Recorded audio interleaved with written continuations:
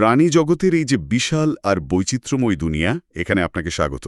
আমাদের হাতে আজ প্রাণীবিজ্ঞানের একটা অধ্যায়ের কিছু সোর্স মেটেরিয়াল আছে, আর আমাদের আজকের মিশনটা হলো এই জগতের লক্ষ লক্ষ প্রাণীকে বিজ্ঞানীরা ঠিক কিভাবে চেনেন, কিভাবে বোঝেন, আর তাদের মধ্যে সম্পর্কটা খুঁজে বের করেন, সেই কোডটা ভাঙা। ঠিক তাই।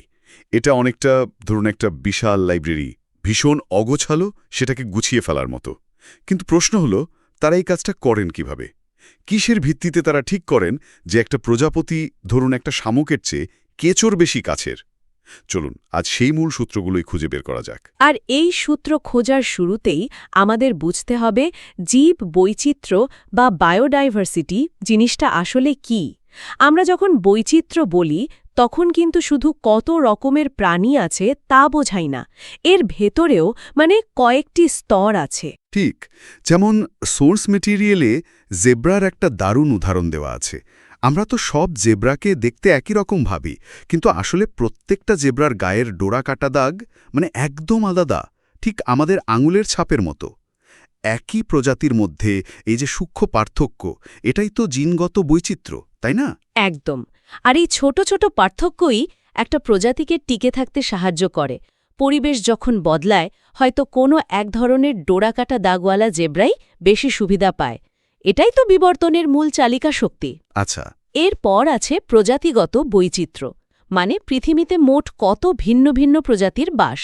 আর সবশেষে বাস্তুতান্ত্রিক বৈচিত্র্য। ফ্লাইং ফক্স বা বাদুড়ের উদাহরণটা এখানে খুব প্রাসঙ্গিক। এরা তো শুধু রাতের আকাশে উড়ে বেড়ায় তা নয়, এরা পুরো একটা ইকোসিস্টেমের ইঞ্জিনিয়ার। পরাগায়ন ঘটায়, বীজ ছড়িয়ে দেয়। এদের ছাড়া হয়তো আস্ত একটা জঙ্গলই তৈরি হতো না। তার প্রত্যেকটা প্রাণীরই একটা নির্দিষ্ট ভূমিকা আছে। ঠিক তাই। এই জটিল নেটওয়ার্কটাই পৃথিবীকে সজীব রেখেছে। এখন আসল প্রশ্নে ফেরা যাক।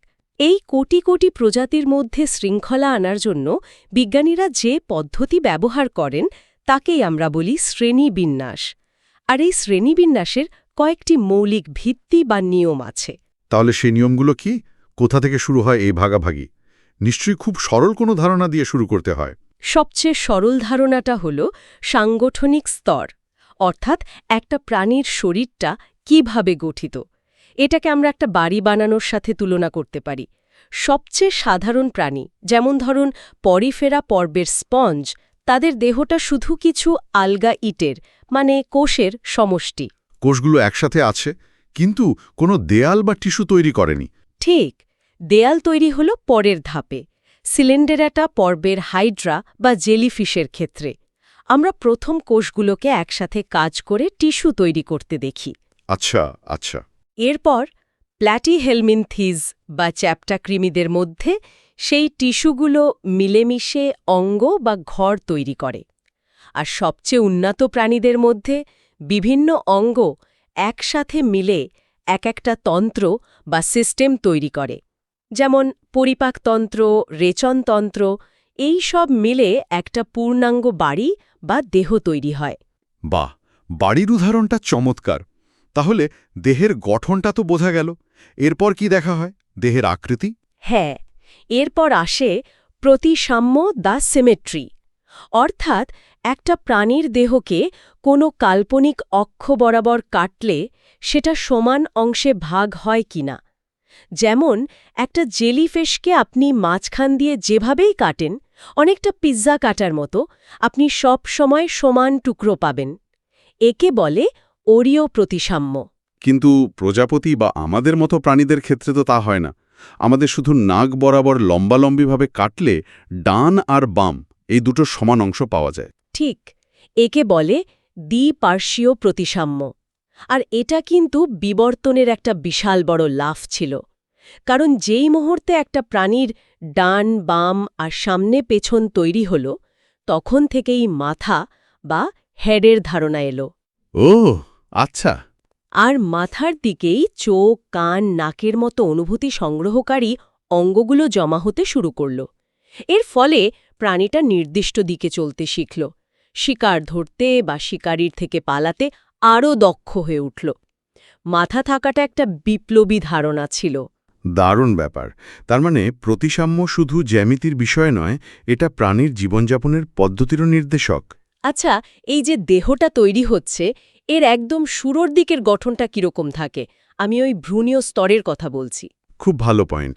প্রাণীর জীবন যখন একটা কোষ থেকে শুরু হয়, সেই ভ্রূণ অবস্থাতেই তার ভবিষ্যৎ দেহের নকশাটা তৈরি হয়ে যায়। কোষগুলো কয়েকটি স্তরে সাজানো থাকে, যেগুলোকে আমরা বলি জার্ম লেয়ার। সরল প্রাণী যেমন নিডারিয়াডের দুটি স্তর থাকে, বাইরের একটোডার্ম আর ভেতরের এন্ডোডার্ম। এরা হলো ডিপ্লোব্লাস্টিক। দ্বিস্তরী। আর উন্নত প্রাণীরা? উন্নত প্রাণীদের ক্ষেত্রে এই দুটি স্তরের মাঝে মেজোডার্ম নামে তৃতীয় এবং সবচেয়ে গুরুত্বপূর্ণ একটি স্তর তৈরি হয়। এরা হলো ট্রিপ্লোব্লাস্টিক বা ত্রিস্তরী। এই মেসোডার্ম থেকেই মাংসপেশি, হাড়, রক্ত সংবহন তন্ত্রের মতো জটিল অঙ্গগুলো তৈরি হয়। তার মানে এই মেজোডার্ম ছাড়া দৌড়ানো বা শিকার করার মতো জটিল কাজগুলো সম্ভবই হতো না। একদমই না। আর এই মেজোডার্মের সাথেই তো সিলোম বা দেহগহ্বরের ধারণাটা জড়িত, তাই না? একদম। সিলোম হলো এই মেসোডার্ম স্তরের ভেতরে তৈরি হওয়া একটা গহ্বর। এটাকে আমরা একটা বাড়ির ভেতরের খালি জায়গার সাথে তুলনা করতে পারি। অ্যাসিলোমেট বা সিলোমবিহীন প্রাণী যেমন চ্যাপ্টা কৃমি, তাদের দেহটা নিরেট, ভেতরে কোনো ফাঁকা জায়গা নেই। সব অঙ্গ ঠাসাঠাসি করে রাখা। ঠিক। তাহলে সিলোম থাকার সুবিধাটা কি? সিলোম থাকা মানে একটা বড় বাড়িতে আলাদা আলাদা ঘর থাকা। এই গহ্বরের ভেতরে হৃৎপিণ্ড, ফুসফুসের মতো অঙ্গগুলো সুরক্ষিত থাকে এবং নিজেদের মতো সংকুচিত, প্রসারিত হতে পারে। আপনার হৃৎপিণ্ড যখন ধুকপুক করে তখন তো পুরো শরীরটা কাঁপে না? না তো। সিলোম অঙ্গগুলোকে একটা কুশনের মতো সুরক্ষা দেয়। এই ফাঁকা জায়গাটাই বড় এবং জটিল অঙ্গ তৈরির সুযোগ করে দিয়েছে। আচ্ছা, তাহলে সাংগঠনিক স্তর, প্রতিসাম্য, ভ্রূণীয় স্তর আর সিলোম, এই চারটি মূল ভিত্তি পেলাম। কিন্তু সোর্স ম্যাটেরিয়ালে বলা আছে সবচেয়ে বড় বিভাজনটা করা হয় নোটোকর্ড নামের একটা কাঠামোর উপর ভিত্তি করে। এটা আবার কি? নোটোকর্ড হলো একটা স্থিতিস্থাপক দণ্ডের মতো অঙ্গ, যা প্রাণীর পৃষ্ঠদেশ বরাবর থাকে। এটাকে আমাদের মেরুদণ্ডের একটা আদি সংস্করণ বলতে পারেন। যেসব প্রাণীর জীবনে কোনো না কোনো পর্যায়ে এই নোটোকর্ড থাকে তাদের আমরা বলি কর্ডেট। আর যাদের থাকে না তারা হলো নন কর্ডেট। হ্যাঁ, এই একটা বৈশিষ্ট্য দিয়ে আমরা পুরো প্রাণী জগৎকে দুটো বিশাল ভাগে ভাগ করে ফেলি। দারুণ। তাহলে আমাদের হাতে এখন প্রাণী জগৎকে বোঝার জন্য একটা আর্কিটেক্টের ব্লুপ্রিন্ট চলে এসছে। চলুন এবার এই ব্লুপ্রিন্ট ব্যবহার করে প্রাণী জগতের আসল বাড়িটার ভেতরে ঢুকে কিছু ঘর বা পর্ব ঘুরে দেখা যাক। নন কর্ডেটদের দিয়েই শুরু করি। অবশ্যই। নন কর্ডেটদের মধ্যে আমরা কিছু যুগান্তকারী উদ্ভাবন দেখতে পাই। যেমন ধরুন সিলিনটেরাটিয়া পর্বের প্রাণীরা, জেলিফিশ বা প্রবাল। এদেরকে শুধু সমুদ্রের ফুল বললে ভুল হবে। এরা প্রাণীজগতের প্রথম কার্যকর অস্ত্র উদ্ভাবক। অস্ত্র উদ্ভাবক কিভাবে? এদের নিডোসাইট নামে এক ধরনের কোষ থাকে, যা অনেকটা ক্ষুদ্রাকৃতির হারপনের মতো কাজ করে। শিকার কাছেই এলেই এরা এই কোষ থেকে বিষাক্ত সুতা ছুঁড়ে মারে। একটা সরল প্রাণী হয়েও এমন জটিল শিকারের কৌশল আয়ত্ত করাটা অসাধারণ। তার মানে এরা শুধু দেখতেই সুন্দর নয়, বেশ ভয়ঙ্করও বটে। এরপর যদি আমরা আরেকটু উন্নত প্রাণীদের দিকে যাই, যেমন কেঁচো বা পোকামাকড়, এদের সাফল্যের কারণ কি? এখানে আমরা দুটো গুরুত্বপূর্ণ ধাপ দেখতে পাই। প্রথমত অ্যানালিডা পর্ব, মানে কেঁচো। এদের দেহটা খণ্ড খণ্ড বা সেগমেন্টে বিভক্ত। এটাকে অনেকটা ট্রেনের বগির মতো ভাবতে পারেন। আচ্ছা। এই খণ্ডকায়নের ফলে দেহের নড়াচড়া অনেক সহজ হয়ে যায়। আর আর্থ্রোপোডারা, মানে পোকামাকড়, মাকড়সা, চিংড়ির দল, তারা তো এই খণ্ডকায়নকে অন্য মাত্রায় নিয়ে গেছে, তাই না? এরা তো পৃথিবীর সবচেয়ে সফল প্রাণী দল, প্রায় 12 লক্ষ প্রজাতি। এদের সুপার পাওয়ারটা কী ছিল? এদের সুপার পাওয়ার ছিল দুটো। প্রথমত, ওই খণ্ডকায়িত দেহের ওপর এরা কাইটিন দিয়ে তৈরি একটা শক্ত বর্ম বা বহিঃকঙ্কাল পরে নিয়েছে। এই বর্মটা ছিল একটা ব্যক্তিগত স্পেস স্যুটের মতো। Space sweet? হ্যাঁ, এর কারণে আর্থ্রোপোডারা জল ছেড়ে ডাঙায় উঠতে পেরেছিল। এই স্যুটটা তাদের দেহকে পানিশূন্য হওয়া থেকে বাঁচিয়েছিল, যা ডাঙার জীবনের সবচেয়ে বড় চ্যালেঞ্জ। আর দ্বিতীয় সুপার পাওয়ার? দ্বিতীয়টি হল সন্ধিযুক্ত উপাঙ্গ বা জয়েন্টেড অ্যাপেন্ডেজ, মানে এদের পা বা শুঁড়গুলো বিভিন্ন অংশে ভাঁজ করা যায়। এটা তাদের হাঁটা, সাঁতার কাটা, শিকার ধরা সব কিছুতে অনেক বেশি দক্ষতা দিয়েছে। এই দুটো মিলেই তাদের পৃথিবীতে রাজত্ব করার টিকিট পাইয়ে দিয়েছিল। একদম তাই। সত্যি অবিশ্বাস্য। কিন্তু সব নন কর্ডেটই তো এমন সফল বা ভয়ঙ্কর নয়। কিছু অদ্ভুত প্রাণীও তো আছে, যেমন অ্যাকাইনোডার্মাটা বা সামুদ্রিক তারা। ঠিক ধরেছেন, অ্যাকাইনোডার্মরা হল প্রাণীজগতের অদ্ভুত খেয়ালি সদস্য। এদের লার্ভা অবস্থায় আমাদের মতোই দ্বিপার্শ্বীয় প্রতিসাম্য থাকে, কিন্তু বড় হওয়ার সাথে সাথে তারা যেন বলে, না, আমার 5টা বাহুওয়ালা তারার মতো হওয়াই পছন্দ। হা হা, এটা তো বিবর্তনের একটা অদ্ভুত বাঁক। আর এদের সবচেয়ে বড় বিষয় হল পানি সংবহনতন্ত্র। এরা রক্ত বা মাংসপেশির জোরে চলে না, এরা শরীরের ভেতরে পানির চাপ নিয়ন্ত্রণ করে নড়াচড়া করে, মানে একটা হাইড্রোলিক ইঞ্জিনের মতো। দারুণ। তাহলে নন কর্ডেটদের জগৎ উদ্ভাবন আর বৈচিত্র্যে ভরপুর। এবার কর্ডেটদের দিকে যাওয়া যাক, হ্যাঁ যাদের নোটোকর্ড আছে। হ্যাঁ এদের মধ্যেই তো আমরা মেরুদণ্ডী প্রাণীদের পাই। হ্যাঁ, তবে এখানে একটা ছোট্ট কিন্তু গুরুত্বপূর্ণ পার্থক্য আছে। সকল মেরুদণ্ডী প্রাণী কর্ডেট, কিন্তু সকল কর্ডেট মেরুদণ্ডী নয়। মেরুদণ্ড হল নোটোকর্ডের একটা উন্নত হাড় দিয়ে তৈরি সংস্করণ। যেটা মস্তিষ্ক আর স্নায়ুরজ্জুকে আরও ভালোভাবে সুরক্ষা দেয়। চলুন তাহলে এই মেরুদণ্ডীদের কয়েকটি বড় বড় অভিযোজন বা বিজয়গাথার দিকে নজর দিই। প্রথম বিজয়টা নিশ্চয়ই জল থেকে ডাঙায় ওঠা। অবশ্যই। আর এই বিজয়গাথার নায়ক হল উভচর বা অ্যাম্ফিবিয়া শ্রেণীর প্রাণীরা, যেমন ব্যাঙ। এরা ছিল সেই সব নভোচারীর মতো যারা প্রথম ডাঙা নামের এক নতুন জগতে পা রেখেছিল। কিন্তু এরা পুরোপুরি ডাঙার হতে পারেনি। ডিম পাড়ার জন্য এদেরকে জলের কাছাকাছি থাকতে হতো। এরা ছিল জল আর স্থলের মাঝে একটা সেতু। এরপর সরীসৃপ বা রেপটিলিয়া এসে সে বাঁধনটা ছিঁড়ে ফেলল, তাই না? একদম। সরীসৃপদের দুটো আবিষ্কার তাদের পুরোপুরি স্বাধীন করে দিয়েছিল। এক, শক্ত খোলসযুক্ত ডিম যা জলের বাইরেও শুকিয়ে যেত না, আর 2, শুষ্ক ও আইসযুক্ত ত্বক। এই দুটি কারণে ডাইনোসরের মতো সরীসৃপরা কোটি কোটি বছর ধরে পৃথিবী শাসন করতে পেরেছিল। ডাঙা তো জয় হলো। এরপরের লক্ষ্য ছিল আকাশ, মানে পাখি বা এভ শ্রেণীর কথা বলছি।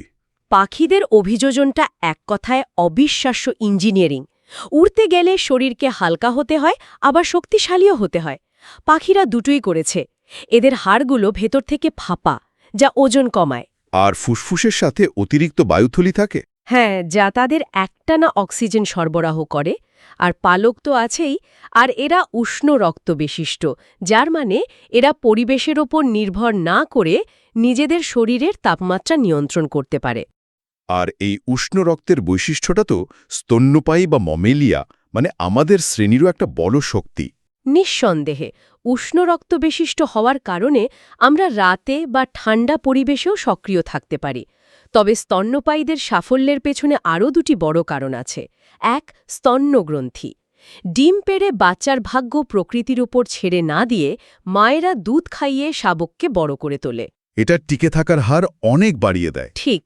আর 2, আমাদের বক্ষ আর উদরকে আলাদা করার জন্য ডায়াফ্রাম বা মধ্যচ্ছদা আছে, যা শ্বাস-প্রশ্বাসকে অবিশ্বাস্য রকম দক্ষ করে তোলে।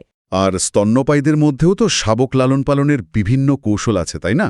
সোর্সে 3 ধরনের উপশ্রেণীর কথা বলা আছে। হ্যাঁ, 3টি ভিন্ন কৌশল। প্রোটোথেরিয়া, যেমন প্লাটিপাস, এরা স্তন্যপায়ী হয়েও সরীসৃপদের মতো ডিম পাড়ে। মেটাথেরিয়া বা মার্সুপিয়াল, যেমন ক্যাঙ্গারু, এরা অপরিণত বাচ্চার জন্ম দিয়ে পেটের থলিতে রেখে বড় করে। আর ইউথেরিয়া? ইউথেরিয়া মানে আমরা সহ বেশিরভাগ স্তন্যপায়ী, যারা জরায়ুর ভেতরে প্লাসেন্টার মাধ্যমে ভ্রূণকে পুষ্টি দিয়ে একেবারে পূর্ণাঙ্গ বাচ্চার জন্ম দেয়। 3টি সফল কৌশল, কিন্তু শেষোক্তটি পৃথিবীতে সবচেয়ে বেশি প্রভাব ফেলেছে। প্রাণীজগতের গঠন আর পর্বগুলোর বিবর্তনের গল্পটা তো অসাধারণ, কিন্তু আমার একটা খুব সাধারণ প্রশ্ন আছে। বাংলাদেশ, ব্রাজিল আর জাপানের 3 জন বিজ্ঞানী যদি একই বাঘ নিয়ে গবেষণা করেন, তারা একে অপরকে বুঝবেন কিভাবে? বাংলায় বাঘ, ইংরেজিতে টাইগার, এ তো এক বিরাট সমস্যা। এটা একটা খুবই গুরুত্বপূর্ণ প্রশ্ন। এই বিভ্রান্তি এড়ানোর জন্যই বিজ্ঞানীরা একটা সার্বজনীন ভাষা তৈরি করেছেন। আর সেই ভাষার নিয়মটাই হল দ্বিপদ নামকরণ বা বাইনমিয়াল নমেনক্লেচার। এর প্রবর্তক হলেন ক্যারোলাস লিনিয়াস। এই নিয়মটা কাজ করে কিভাবে? নিয়মটা খুব সহজ। প্রত্যেকটা প্রাণীর একটা বৈজ্ঞানিক নাম থাকবে, যার 2টো অংশ। প্রথমটা তার গণ বা জেনাস, দ্বিতীয়টা তার প্রজাতি বা স্পিসিস। যেমন বাঘের ক্ষেত্রে নামটা হলো প্যান্থেরা টাইগ্রেস। এখানে প্যান্থেরা হলো গণ। যার মধ্যে সিংহ, জ্যাগুয়ারের মতো অন্যান্য বড় বিড়ালরাও আছে। ঠিক। আর টাইগ্রেস হল নির্দিষ্ট প্রজাতি, যা শুধু বাক্যেই বোঝায়। আর এটা লেখারও তো কিছু নির্দিষ্ট নিয়ম আছে। হ্যাঁ, 3টে সহজ নিয়ম। 1. গণ নামের প্রথম অক্ষরটা বড় হাতের হবে, আর প্রজাতির নামের সব অক্ষর ছোট হাতের। 2.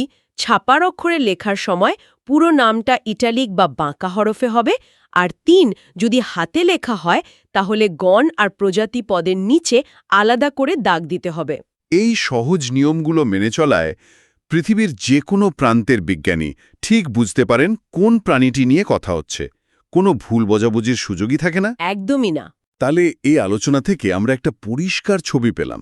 আমরা জীববৈচিত্র্যের বিভিন্ন স্তর দিয়ে শুরু করে প্রাণীজগৎকে ভাগ করার মূল ভিত্তিগুলো, সাংগঠনিক স্তর, প্রতিসাম্য, ভ্রূণীয় স্তর, সিলোম এবং নটোকর্ড বুঝেছি। এরপর সেই ব্লুপ্রিন্ট দিয়ে নন কর্ডেট ও কর্ডেটদের কিছু যুগান্তকারী বিবর্তনের গল্প শুনেছি। আর সবশেষে নামকরণের আন্তর্জাতিক নিয়ম সম্পর্কে জেনেছি। এখানে একটা বিষয় মনে রাখা খুব জরুরি। আমরা আজ যে শ্রেণীবিন্যাস নিয়ে কথা বললাম, এটা কিন্তু পাথরে খোদাই করা কোনো নিয়ম নয়।